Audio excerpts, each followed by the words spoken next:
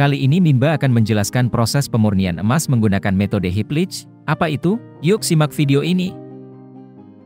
Emas merupakan salah satu kekayaan alam Indonesia. Sama dengan material lainnya, seluruh kegiatan penambangan emas juga diharapkan bisa mengarah ke kegiatan yang lebih ramah lingkungan. Dan metode ramah lingkungan di pengolahan emas, diterapkan dalam metode heap leach. Kegiatan penambangan emas, biasanya diawali dengan menggali lubang tambang secara vertikal atau sumuran dan kemudian penggalian terusan mengikuti urat kuarsa yang mengandung emas. Penggalian batuan atau biji emas biasa menggunakan palu dan pahat. Kemudian batuan atau biji emas diangkat ke permukaan bumi menggunakan bak atau jerigen yang ditarik dengan menggunakan katrol. Biasanya, kandungan emas akan terbungkus oleh batuan atau mineral lainnya, dan harus dilakukan metode untuk pengambilan kandungan emas dalam batuan ini. Selanjutnya, biji emas hasil penambangan akan diolah menggunakan metode amalgamasi. Metode ini menggunakan gelundung yang dapat menghasilkan limbah berbahaya bagi lingkungan seperti adanya unsur Hg yaitu merkuri atau raksa.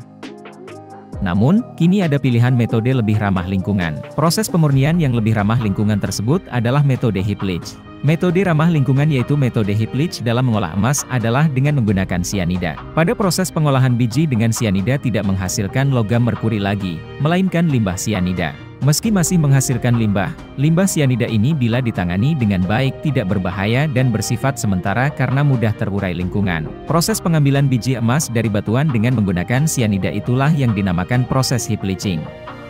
Lebih jelasnya, proses heap leaching adalah proses pengambilan biji emas dengan cara melarutkan biji emas dalam larutan natrium sianida yang dilakukan secara berulang-ulang dalam suasana basah. Pada proses ini, natrium sianida membentuk senyawa kompleks dengan butiran emas yang larut dalam air. Senyawa kompleks tersebut ditangkap oleh karbon aktif yang menjebak senyawa dalam rongga-rongga karbon aktif.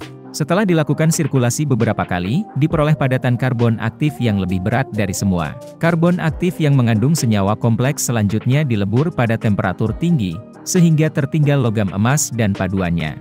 Meski masih meninggalkan limbah sianida, namun ini lebih baik daripada meninggalkan merkuri. Meskipun metode yang meninggalkan merkuri lebih cepat menghasilkan emas, tetapi jika dilakukan terus-menerus dengan konsentrasi tinggi, bisa berdampak buruk pada masyarakat sekitar.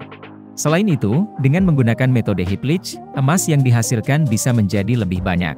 Diketahui, proses ekstraksi emas dengan menggunakan merkuri mencapai 40% dan dengan sianida bisa mencapai 91%. Dan beberapa pelaku industri emas dalam negeri sudah menggunakan metode heap leach untuk pemurniannya. Selain metode heap leach, ada juga metode pemurnian emas yang tidak menghasilkan merkuri yaitu thiourea, thiosulfat dan igoli. Metode thiourea dan thiosulfat hampir sama dengan heap leach, namun tidak menggunakan sianida. Dan metode igolo menggunakan campuran pool acid, sodium metabisulfit dan sodium hipoklorit ini, diketahui bisa menghasilkan produk emas hingga 99,90%. Gimana Sobat Tekno? Menarik kan? Metode pemurnian emas dengan heap leach lebih ramah lingkungan ini. Terus ikuti perkembangan Tekno Minerba di semua sosial media ya. Salam Tekno!